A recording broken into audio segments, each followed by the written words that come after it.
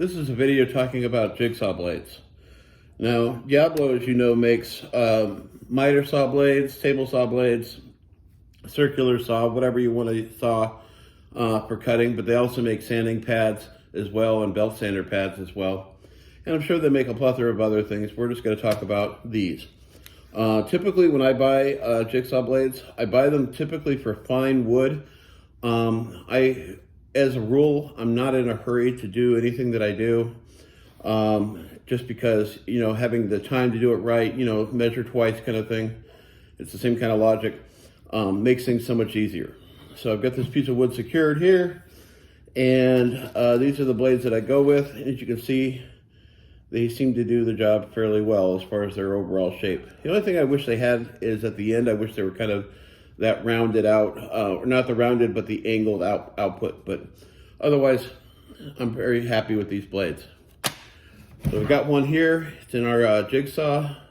This is the Ryobi. I have no idea what model this is. Not a very good endorsement. P523. And love it. I have two Ryobi jigsaws. This one I use for doing wood cutting and stuff, and then I have another older one that I use for doing my metal cutting and stuff. And the older one is from 2004. And I used it primarily as my wood one up until about 2013 when I bought this guy. 2013 or 2014 when I bought this guy. And I've been using this one for wood off and on, back and forth. Sometimes I use the other one because it is quite a bit smaller, but otherwise they do all the same overall functions. This one here just happens to have a speed adjust at the top, which makes it a lot easier for controlling the speed. So you can set it here, and then you can set it for different speeds. That way you don't have to be dependent on the trigger. Some of them have a trigger where you can control the speed based on how much trigger you apply.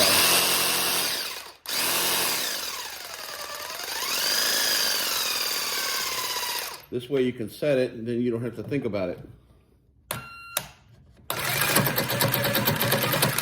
Now this is white Baltic birch 13 ply, so this is a little bit tougher. So because of that, and because it is a plywood, you want to actually increase the speed so that you have a nice fine cut. And it's always important to remember to do it slow and even. So you don't want to just like power through it. Plywood is not one of those things where you want to put this on to cut through it a lot faster, because what's going to happen typically is you'll end up with a lot more chunking out on the blade. Case in point. This is actually pretty smooth versus, so this one's got a little bit, but otherwise it's pretty clean. What can actually happen a lot of times is if you have thicker pieces of section of wood, you can end up with a lot of chipping and stuff. And I use these blades for a variety of different purposes, primarily just for making straight cuts, but also for making little corrections. So like if I have a cut like this right here, I can make the correction to it by coming in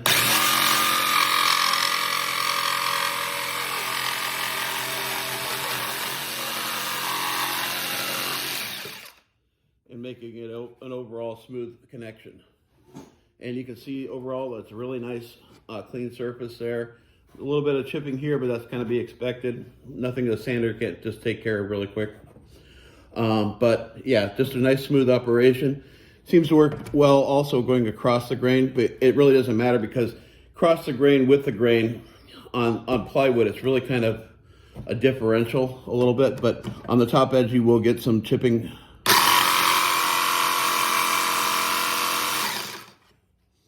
And just a little bit of sandpaper will clean that up pretty smoothly, but going with the grain on the top piece is always the preferred, and that's the way this is here.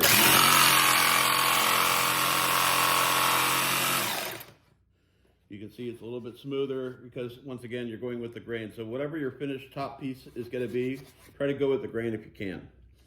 And these blades are nice and smooth, easy operation. It just pops right out. I fought not going with this T-shank style for a long time because my older one doesn't use this. But these are absolutely wonderful. They work really well. They're really smooth.